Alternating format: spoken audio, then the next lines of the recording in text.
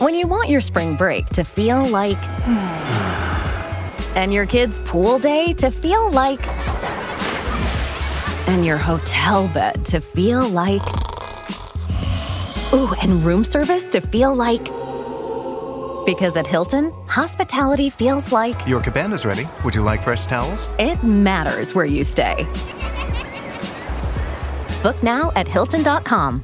Hilton, for the stay. The world moves fast. Your workday, even faster. Pitching products, drafting reports, analyzing data. Microsoft 365 Copilot is your AI assistant for work. Built into Word, Excel, PowerPoint, and other Microsoft 365 apps you use. Helping you quickly write, analyze, create, and summarize. So you can cut through clutter and clear a path to your best work. Learn more at Microsoft.com/M365 Copilot.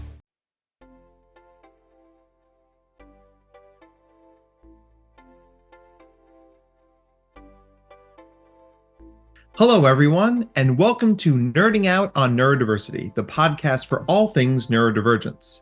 I'm Dr. Matt Zakreski, clinical psychologist and professional speaker, and I'm happy to be your host through the wild trails of the neurodivergent world. And I'm Jake Noonan, educational coach and humanities teacher, your co-host and producer, and I'm thrilled to help share the stories and the experiences of wonderful people in the world of neurodiversity.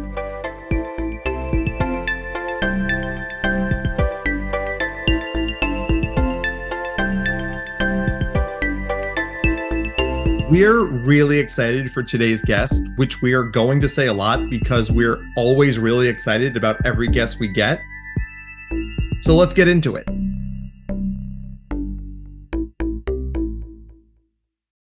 Hello, everyone, and welcome to another episode of Nerding Out on Neurodiversity. I'm your host, Dr. Matt Zakreski, clinical psychologist, professional speaker, published author, wearer of many hats, including co-hosting this illustrious podcast with the Dr. Ian Malcolm to my Dr. Grant, Mr. Jake Noonan. Say hi, Jake.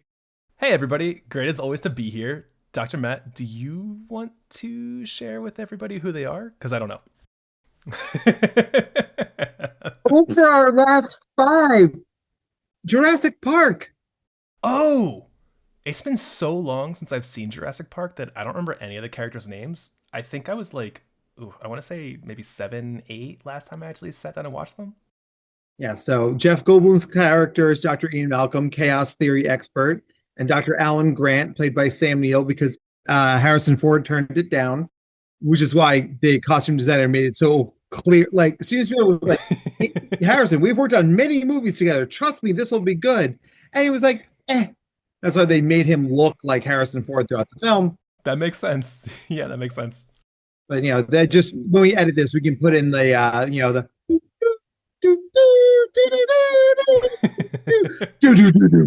I don't know. There might be some lawsuits for that.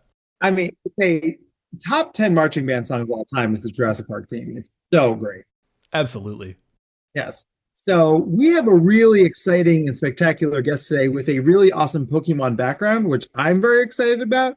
Jake, you want to introduce our guest today? Yeah, for sure. So our guest today is Bella, and she's been, I want to say we've been friends since like 8th grade, and we both went to middle school and high school together, and we were both in the gifted program, and we became like super close friends. I want to say our senior year, especially in our philosophy class, and we've just been friends ever since. She's a phenomenal person, and I really wanted to have her on the podcast to share her stories and tell us all the things. So Bella, welcome.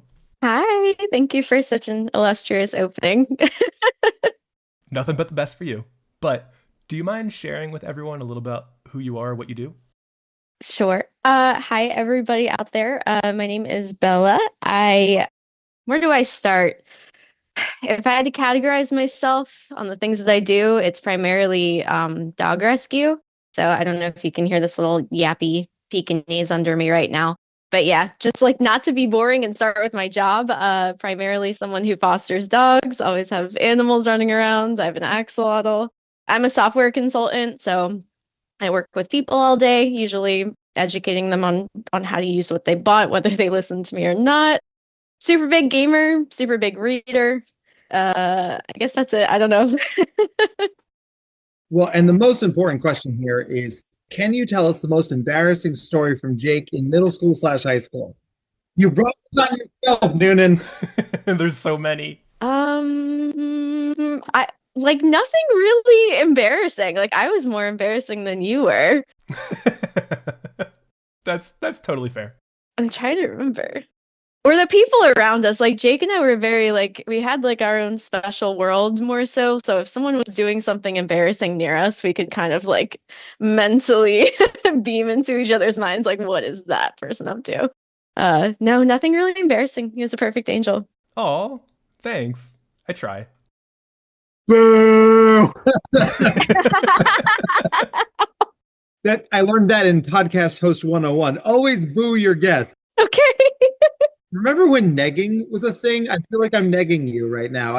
No, that doesn't surprise me. Jake seems to me the kind of person that if he got up to hijinks was like low key out of school hijinks rather than like that like low key gifted anarchist thing that many of us went through. No, I was the instigator for sure. I was not a fully formed person when we became super tight knit. So I was definitely the rabble rouser and caused problems on purpose. And he accepted me for who I was. So I mean, none of us were fully formed at that age, and thank God. Sure. Like I was having drinks with friends the other night, and like in the topic of our conversation, because like the couple we were having drinks with were like, they're both on their second marriage, and they're like, we both married the people who fell in love with in high school. You're like, do you ever think about that? Like who you would have married if the person you fell in love with when you were 17? I was like, it would not have been a good thing, right? So Yes. you're allowed to grow. But Bella, do you want to tell us a fun rabble-rousy story about you? Like in the context of Jake or just me? I mean, you're the star. Jake's here all the time. We only get to talk to you once.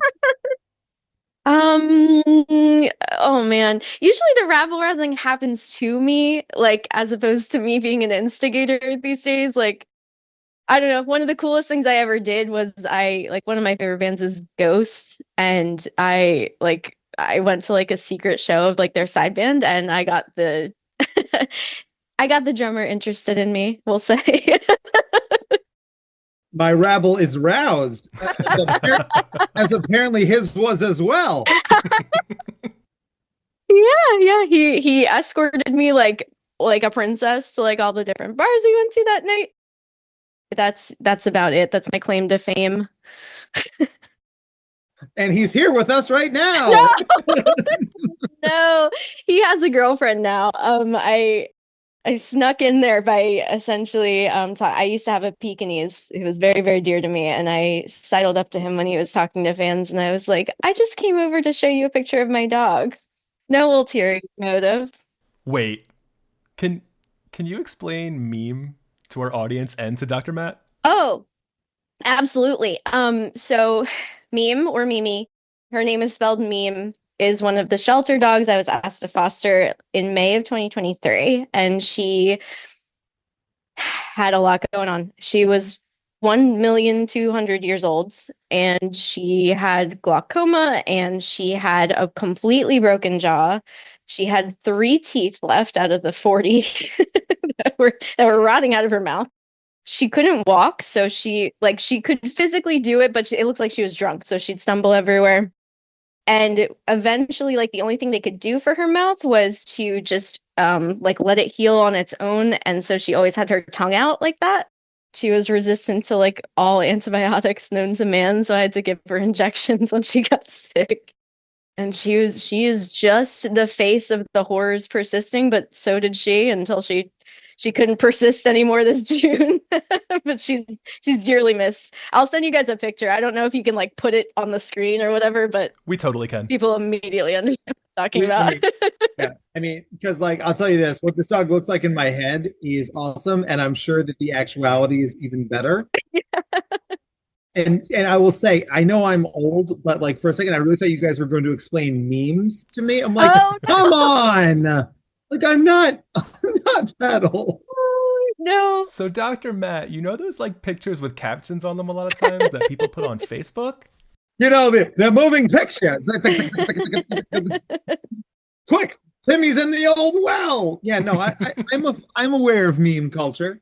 No, I think someone tried to name her Mimi, but they spelled it meme, and I'm like, this is the perfect name. Well, and I love how you were like, oh, and I can't be with him anymore because he has a girlfriend. Because famously, musicians are so loyal to their significant others. Like, oh, he has a girlfriend. I guess that's the end of that tale. But Bella, we are not here, of course, to discuss your dating life. We are just here for stories about meme. This is actually it's a new meme fan podcast. We're Okay. live rebrand, Jake. We're gonna make it happen. Perfect.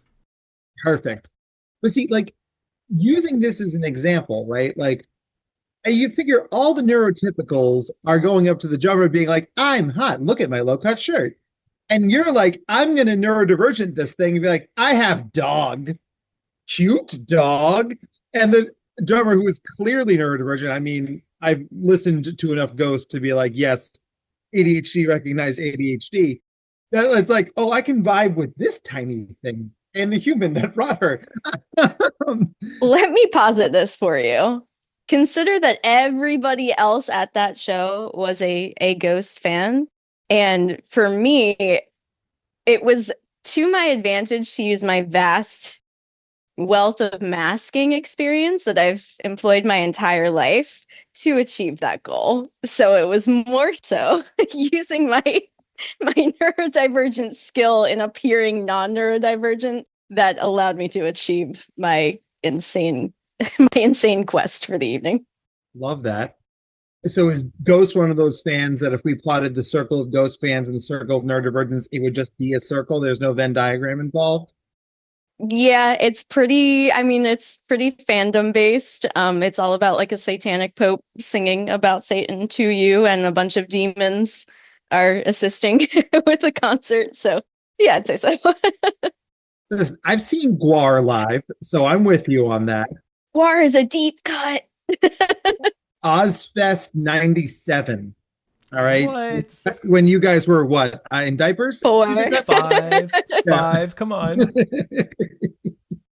In Empire Records were like, you should be in the band. I was like, yes. God, Guar forever. Yeah, deep cuts. This is a deep cut podcast. Well, that's how fandoms roll. Oh, that's Epitaph. Sorry. I thought Empire Records also did Bad Religion, and I was like, wait.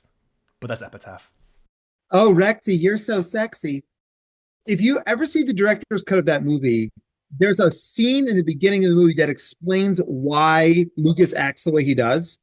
And the fact that they cut that from the movie is one of the biggest cinematic injustices of the 20th century. Because, like, you're just dropped into this story. It's like, why are you acting weird? I'm not going to tell you why. And, like, I'm not saying it doesn't work, but when you see why he's acting that way, every other thing he does makes more sense. And I'm like, what studio idiot cut this? Like, I'm serious. Like, but yeah, just an iconic film. And I used to work at a video store, and we used to pick up the phone and be like, video on the Ritz, open till 10. And people would go, oh, and they'd hang up. We're like, hey, we're doing it. All right. So Bella, then like, let's hang out in the masking world for a second, right? So like, what does masking mean to you? And like, what was your experience of masking as a young woman? Like that feels like a place that we haven't really gone a lot on this podcast. Fair enough. I guess there's a lot of intersectional elements to it. When I was super, super young, like I was the firstborn in my family. I was very hyperlexic to this day, big reader, big word person, as I'm sure Jake will tell you. And I used to get a lot of praise for that, like for like intelligence and stuff like that, and adhering to whatever my two very narcissistic parents perceived as positive. So the ability to behave authentically sort of went to the wayside with a lot of self-abandonment, because when I was masking and when I was doing, as I grew up, things that made people either give me praise that like I no longer received from them, or like just any sort of attention really. So whether that was like dressing the way that everybody else dressed in the like middle and high school, because I begged for trip pants, like the chain Hot Topic pants, and I just did not come from the kind of family where that was allowed, like super Roman Catholic. My mom wanted me to be very cookie cutter, we'll say. And there were some deviations, like they let me like dye my hair and things like that. But for the most part, I was expected to be like a golden child. And I would say that even extends into my adult life. I am able to get away with some things. Like I'm coming at you from my work Zoom. So they do, like, because I work in tech, they let me be myself and show my true self pretty often. But it hasn't always been the case. There's always been an expectation around, like, especially the word professionalism. I find that to be a very limiting phrase depending on the type of work that you do, because like you're still allowed to like bring forth some of your personality, I feel, and as long as you're getting the work done, that's what professionalism is to me, as opposed to having like my, logo on the background or something like that. So a lot of masking has led to, like, when I can use it as a tool and it benefits me, awesome, but overall it's exhausting, as I'm sure you know. And I do feel that since I'm speaking as a woman, when I have male counterparts doing the same thing, they are able to get away with a little bit more.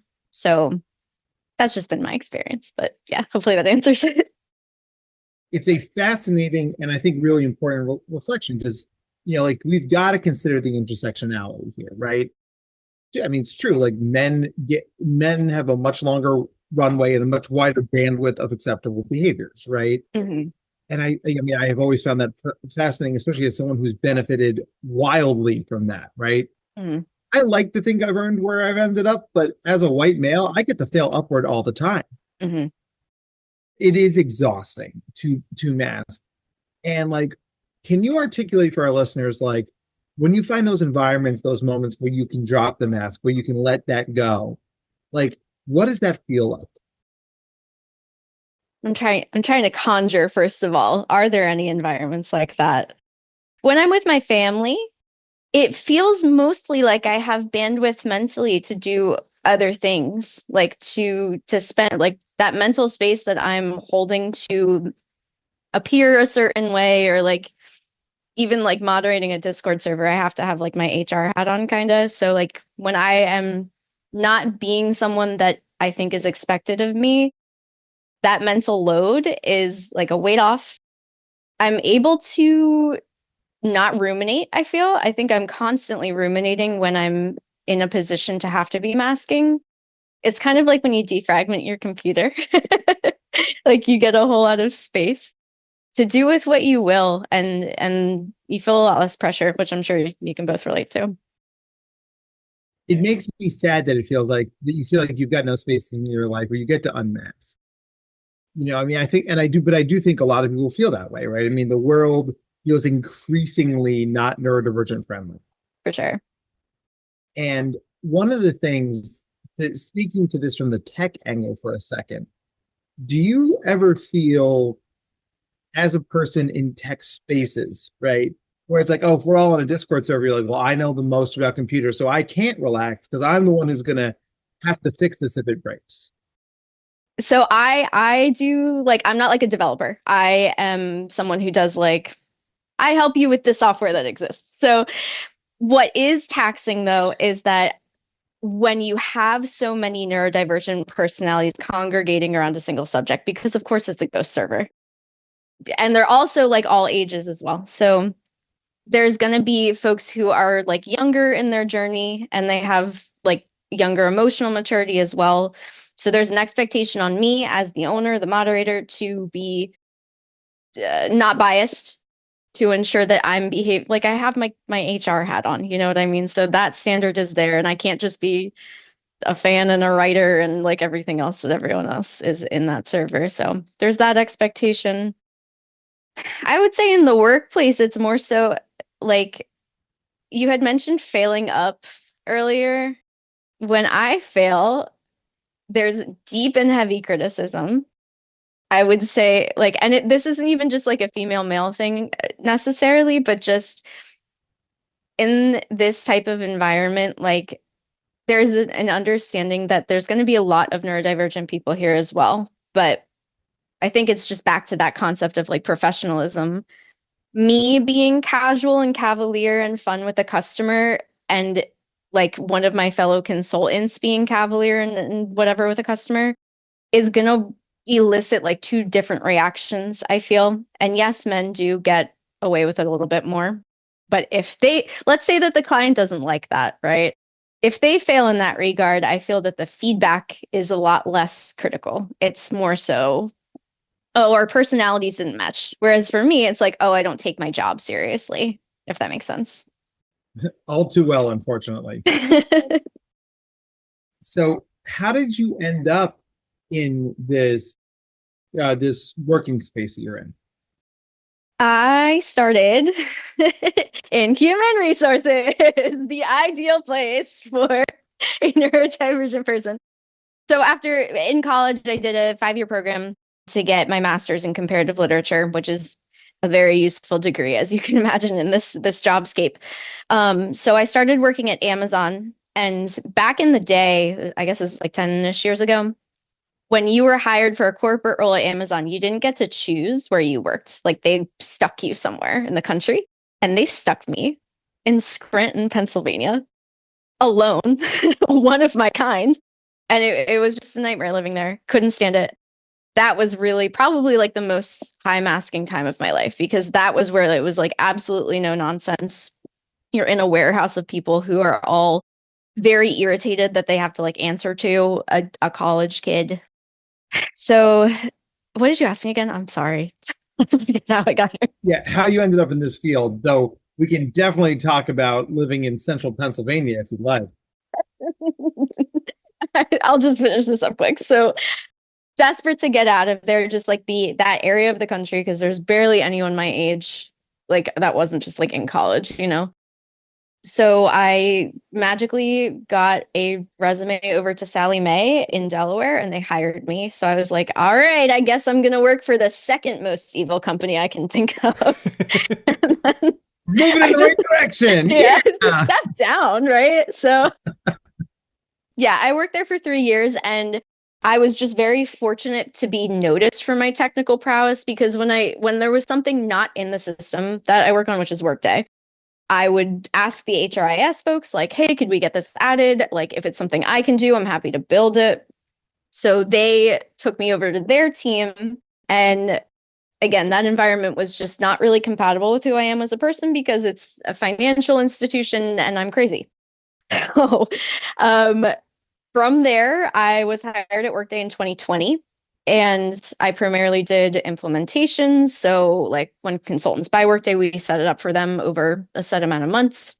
And this year I've moved over to like post-production support, which I'm absolutely in love with, have the time of my life, because all the way back to masking, I am not spending 9 months with a customer who is free to scream at me and having to keep my face exactly how it is. Whereas with these engagements, it's like, I get one ticket, I answer it. Sometimes I have to get on a call. If they're rude to me, I can, go sit outside and have a banana. Like, it's not that big of a deal. So that is my journey. I'm curious for you, Bella, like, and I know you and I have talked so much about both of our lives in depth, but like for our listeners, what's it like for you masking in that role before, where it was like people are yelling at you constantly? You have to keep that like straight face and be like, yep, everything's fine. Mm-hmm. How did that end up impacting like your daily life, your personal life, the relationships around you, friendships, what have you?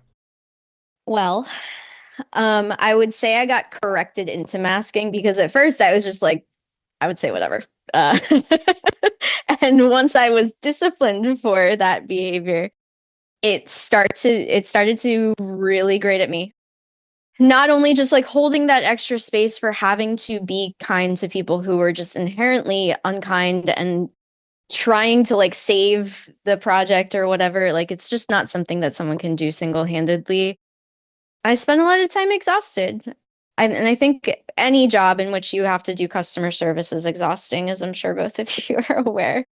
But particularly when it's like these attitudes are, if you are the kind of neurodivergent person who is like interested in cause and effect and like making sure that the root cause is rectified, one of the most frustrating parts of that job is being like, these people are angry because they were sold something that I can't give them. And now I'm expected to bear the responsibility of trying to give them what they want without like the time allotted to do it. And B, ensuring that they are like a referenceable customer by basically just sacrificing myself and ensuring that they get what they want. So a lot of self-abandonment there. And how did that like end up in a sense, like the other part of that, like outside of work, you're dealing with all of it at work, you're dealing with the self-abandonment aspects, the discipline, the masking, and like how did that transition into like your relationship with your friends and everybody? You know what I realized the other day is that this is just an epiphany that dawned on me. I wonder if this is true for other neurodivergent people, but when you watch something like like Rugrats, right? Love. And there are clear archetypes in that show of like Angelica, villain, Tommy, protagonist, hero. I feel that those, like, maybe I just didn't have any media literacy despite being hyperlexic, but disambiguating between like this person is like a hyperbolic example of somebody you shouldn't be or a trait that you shouldn't have. For me, it was more like, here are the types of person that you can be in the world with no like morality attached to it. So something I'm really realizing about my relationships. So that self-abandonment is certainly still there. I'm working on it. Therapy every week for the past 3 years. Where's my trophy? So proud, so proud. Therapy. I hear that's malarkey. Hey, I used to be one of those people, and then I found the right one. That's the ticket, is finding the right one. But I digress. What did you ask me again? I'm sorry. How like all the abandonment. My relationships. Yes. Yeah. Okay. Yep.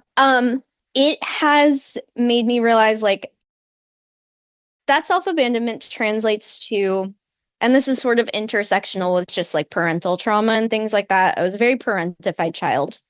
I'm hyper empathetic, which I understand isn't typical of neurodivergent people, but for me, that is my empathy's on overdrive. I have 4 dogs in this house right now. Like it never ends.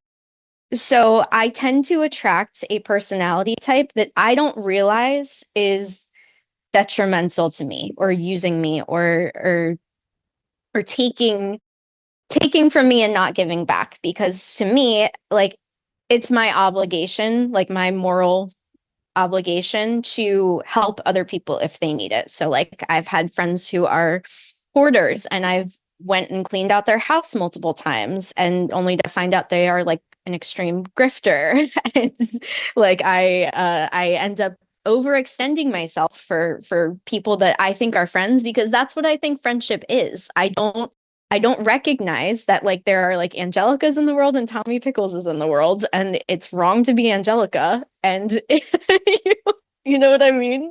So yeah, like all of this stuff is wrapped into like, you know, emotional like issues and things like that. But certainly like the neurodivergence has contributed to that in that way, where I am in my no new friends arc.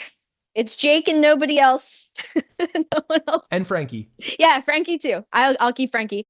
That's it. That's all I got. And I'm not interested in entertaining any more friendships right now, just based on the things that have happened to me this year. Now we're on a tangent. Okay, get back to work. But I mean, let's think about like one of the things that we, you know, neurodivergent people have this complicated relationship with routine, right?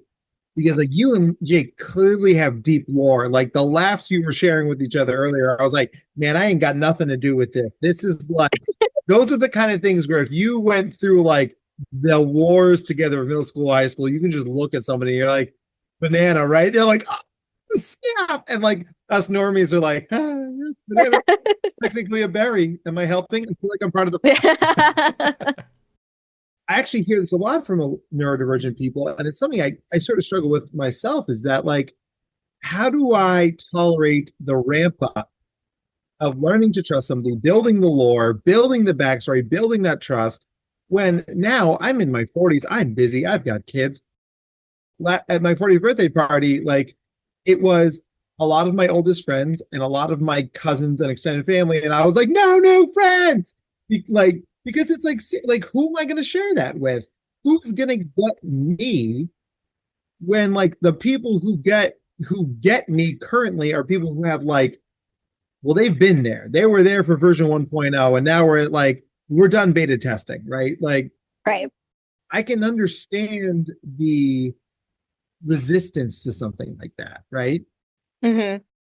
And are you somebody who's happier solo or in small groups, or do you crave that big socializing?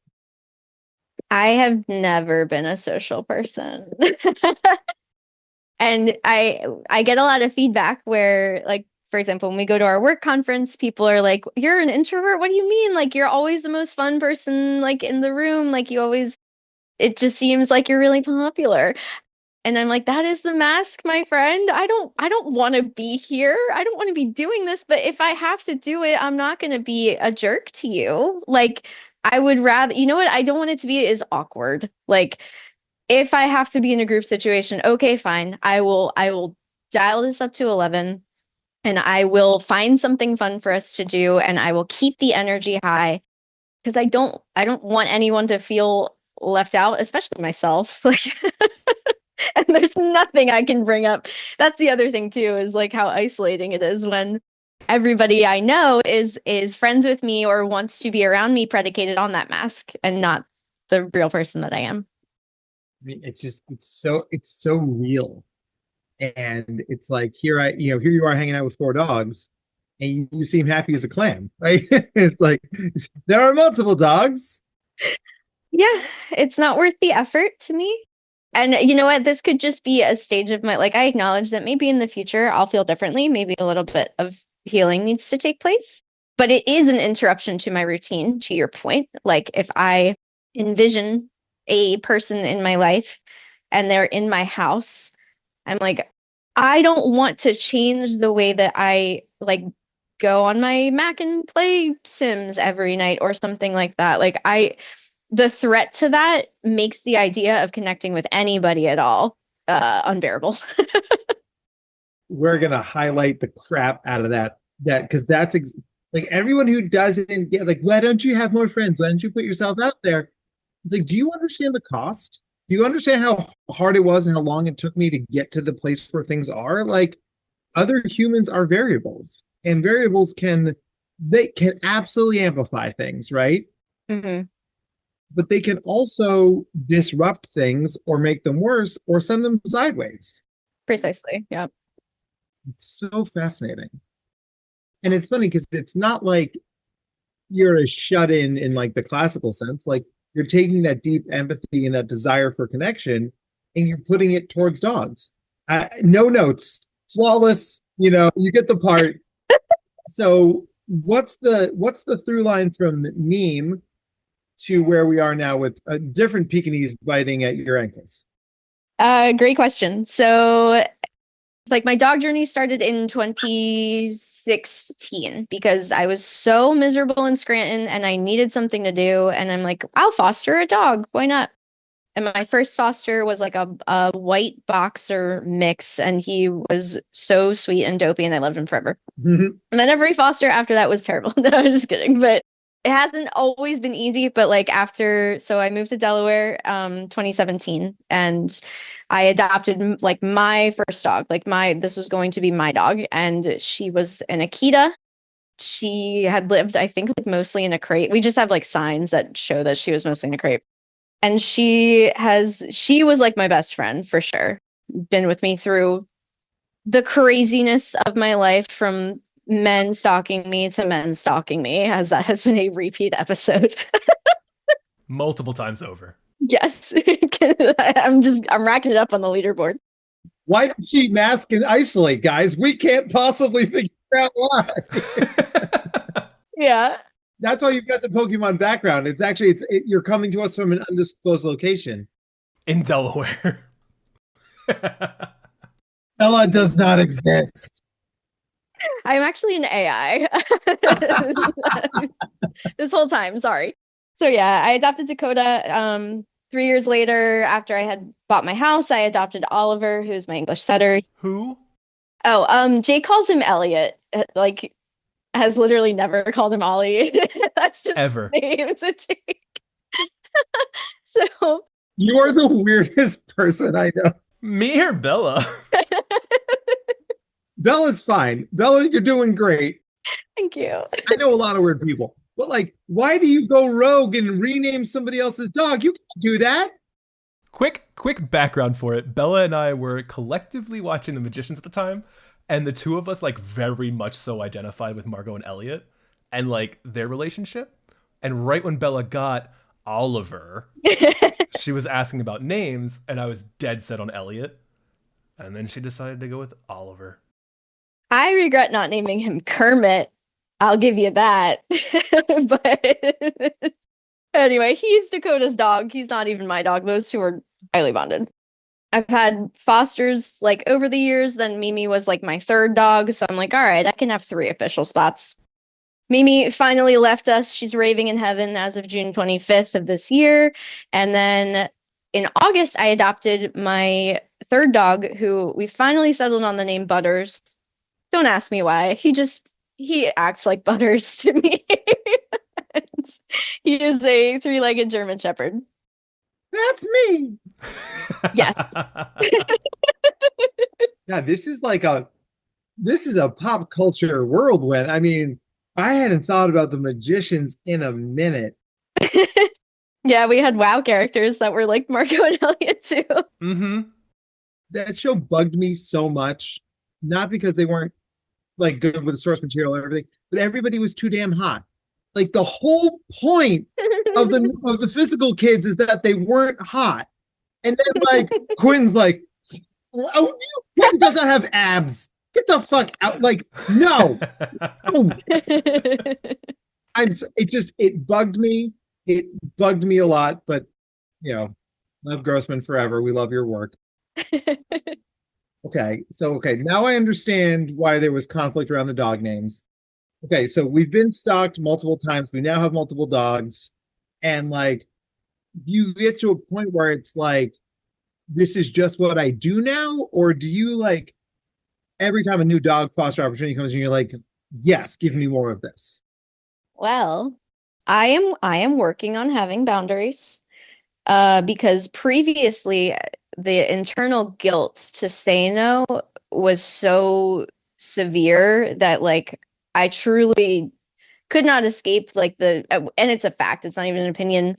If I don't take this dog, it means this dog will die or another dog will die because this kennel is being taken up by this dog.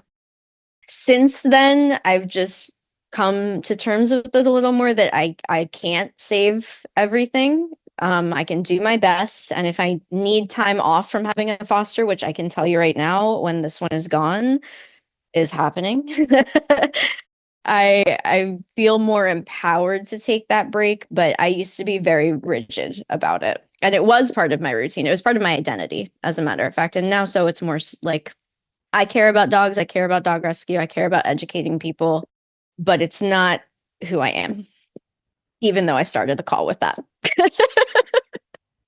But like, I think everybody's neurodivergent journey starts from a place of all or nothing sentences and evolves into something more human, more gentle, something that's more shades of gray, right? That where you end up in a place of like, I foster dogs, to like fostering dogs is part of who I am. And like seeing yourself in context in that way is everybody's neurodivergent journey. You know, like I still get to call myself a gifted kid because it's relevant to what I do for a living, right? Like meeting a 13-year-old girl with a 148 IQ, I'm like, listen, I was a gifted kid too. I get it. But like, that is one of, you know, the older I get, the more pieces of pie are in that pie chart.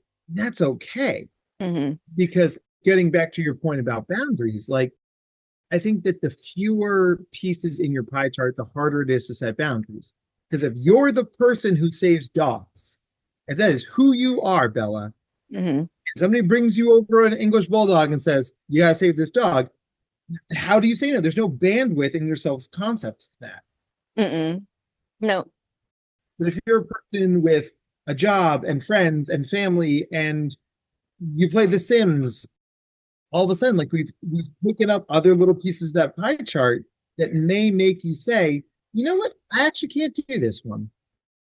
Yeah, it also has a lot to do with the level of support that I receive because I do this for different rescues and different people. And the existing foster I have, when they told me to go pick her up, they first of all they told me it was a boy. I got there, it was a girl, which is only relevant because my Akita's a girl and I've just had bad histories with female dogs. So I try to exclusively do male dogs.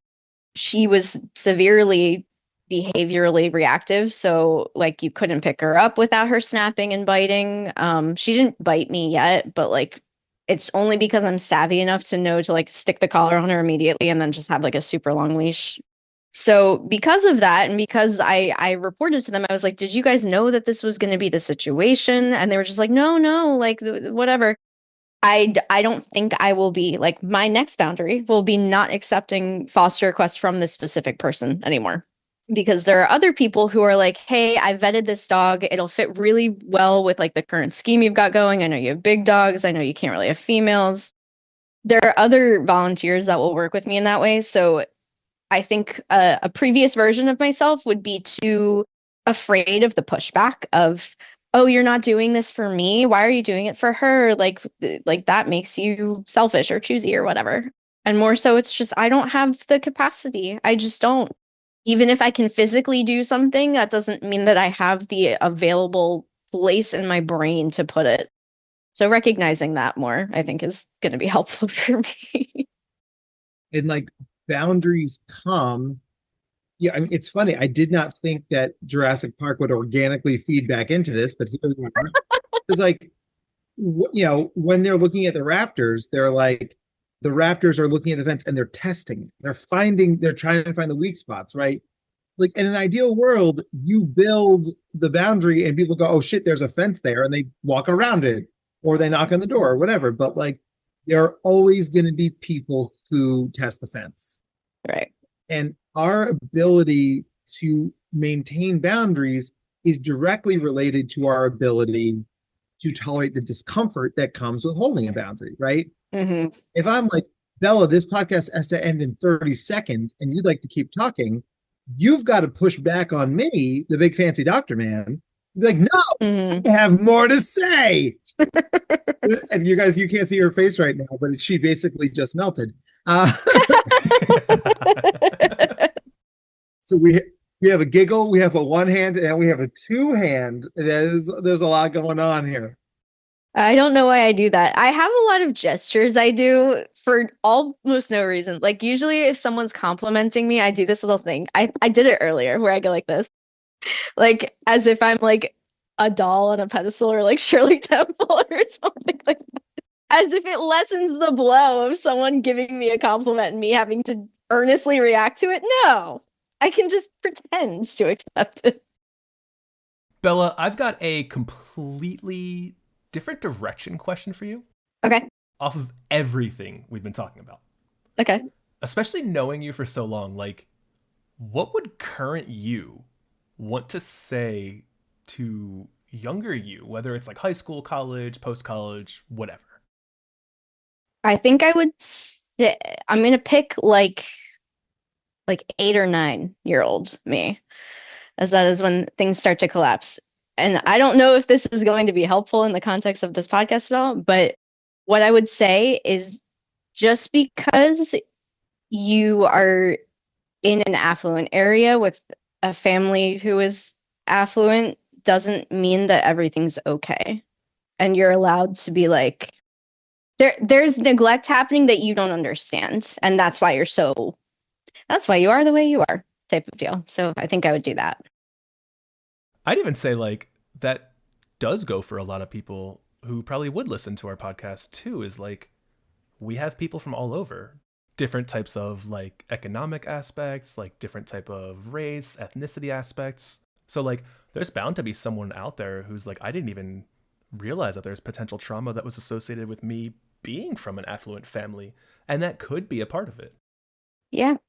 Kind of like, I don't know, like how I'm sure like the prince has like nannies or whatever for their kids and don't actually interact. I don't have memories of my dad period. And that to me was just like, oh, well, he was working all the time. Like, seen in a positive light that I now understand is, what it is. Well, and that's, we always say in the therapy space that it's like, we don't play the misery Olympics, right? Hmm. Yeah, Bella, there were definitely people who had it easier than you. There were also a shit ton of people who had it harder Hmm. because, like, you're gifted and you're grew up in a relatively good area and you have a job Hmm. and you now work for a slightly less evil corporation. Like, just moving up, right? Yes. But that doesn't mean there isn't pain and struggle inherent in that. And, our brains and other people will sometimes be like, well, it could be worse, so I don't have anything to complain about, which is bullshit, right? Like, Hmm. if you have shed a tear, if you have been up late nights worrying about it, if you have had a second of joy disrupted by something that happened or is happening to you, it is worthy of exploration, right? And I think a lot of neurodivergent people go, well, that can't be me for reasons, Exactly. but it can be you for other reasons. Yes, for sure. And it's taken certainly some therapy to learn that, because I feel like people who are so hyper empathetic, it's because they have a very high critical part within them who is motivating them that if you don't do this, if you don't save this person, then you are bad or you are unworthy. And I think that you sharing this story, and that was like part of the reason when we just set this whole podcast up, it came from a place of like, it's cool we're going to get interview like the biggest names in the field, right? I mean, we've talked to some awesome humans on this podcast, but we also really wanted to highlight more everyday experiences of being neurodivergent, right? Like, I still think, Jake, one of our top 3 episodes is your friend who's a dental hygienist, Allison? Allison, because it like people are Yeah. so fascinated that it's like, oh, this is a thing, right? And there's definitely some gifted kid out there who's like, I don't know, I thought I was going to cure cancer or win a Fields medal or like not have 9 dogs. You're going to hear your story and be like, oh, wait, maybe that's actually pretty good, all things considered. But I mean, you have an axolotl, and that's the ultimate trump card. You walk in any meeting like, I have an axolotl. The dunk. Yeah. That's funny. All right, man. Okay, so now we warned you about this the other day that we're going to ask our wrap up questions. Oh, you did. The ice just got so big. Oh my God. They got so big they almost disappeared into the background. It was like, oh, more white space. Jake, do you want to start us off? Absolutely. And like, knowing how much you love words and like the things that we've written together, and I've seen your writing forever, I think I'm more curious about your answer for this than I think anyone else we've ever had on the podcast before. So, as your eyes get big again, but my question for you is, what's your favorite word and why? I don't want to give you the same answer I gave you the other day, but it's the true answer.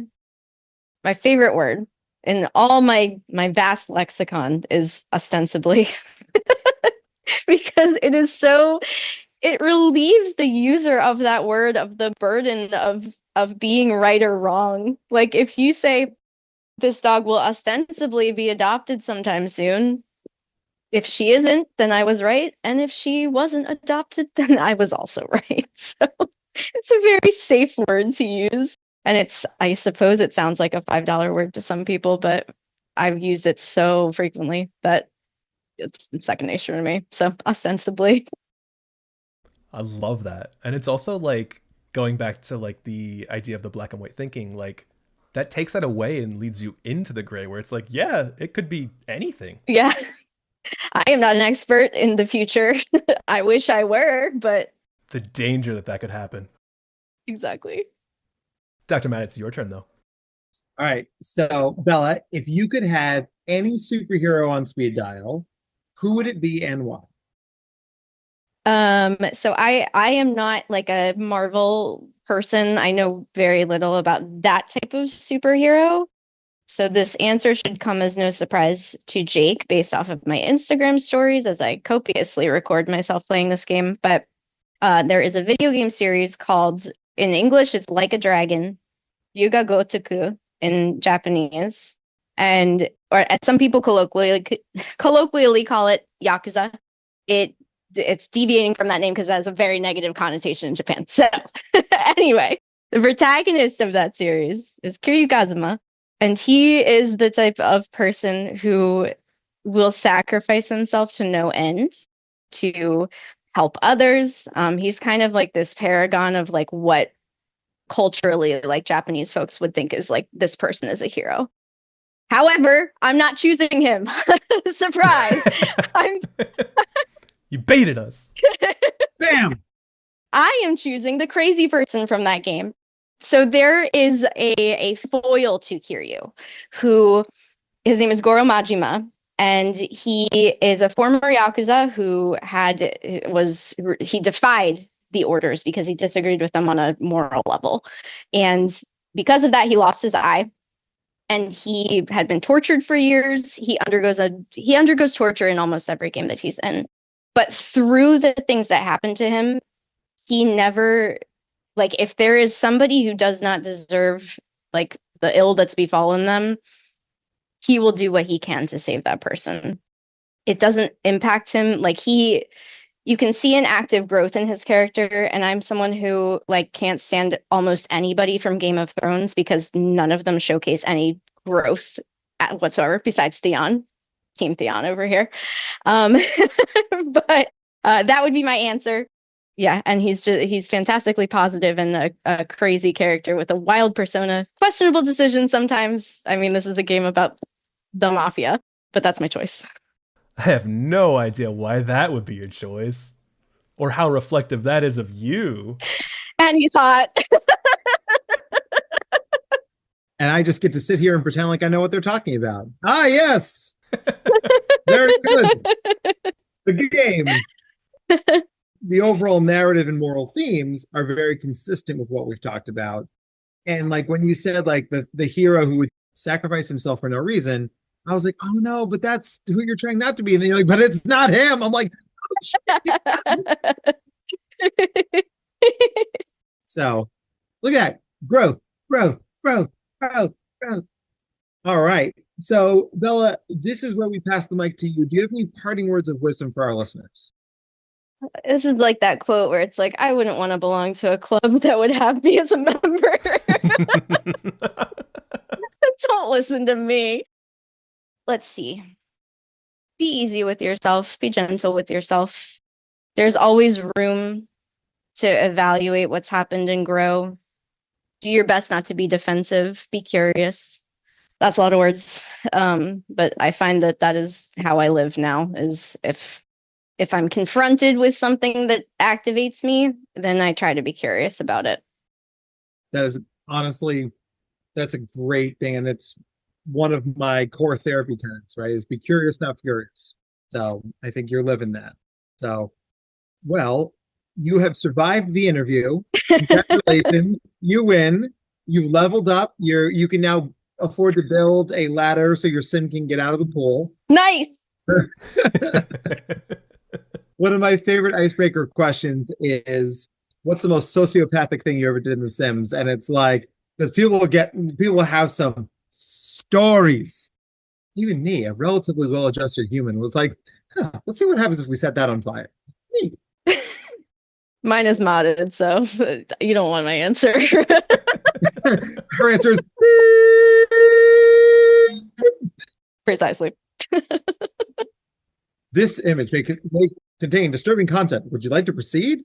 Oh, well, that's for the after party. That's for the after show, guys. If you had a Substack, you could pay to subscribe to that content, but we're not that. All right. Well, then, from Ghost to Rugrats to Tweak, shouts Professor Chaos, and every other random ass pop culture reference we made in this particular episode, Bella, you're a delight. And you are, whether you want to or not, you're living a neurodivergent life that I think you have a lot to be proud of.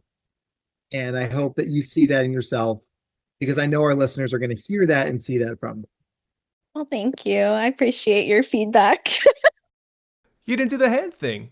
I know. I'm holding them down here, trying to be strong. 2 hands and a foot. She just fully disappears. Well, before Bella's head explodes, we'll let her go. Thank you, as always, for listening to us, for learning with us and learning from us, and as always, for trusting us with your time. It means the world to us. We'll look forward to seeing you in the next episode. Jake, you want to send us out? Definitely. Thank you, everybody, for listening. And Bella, it's always good to see you. Always good to talk to you. I miss you all the time. I miss you too. Do it for meme. Do it for meme.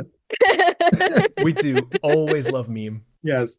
I mean, the title of this episode has to be Ostensibly Meme, right? I don't think any other.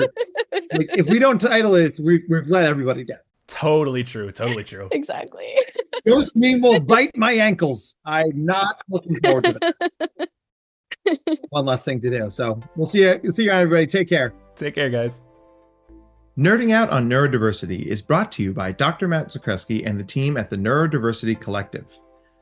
To learn more about the Neurodiversity Collective or to be a guest on the podcast, please visit our website at www.theneurodiversitycollective.com/podcast. Audio and production by Jake Noonan. Show your support by subscribing, leaving a 5-star review, and telling your friends about us. Our Instagram and social media handles are at #NoonPodcast, NOON podcast. Your support is appreciated and keeps us going.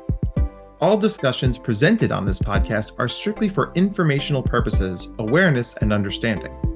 The advice presented is not and should not be considered to be therapeutic in nature. If you have any mental health questions, please contact your provider. All rights reserved.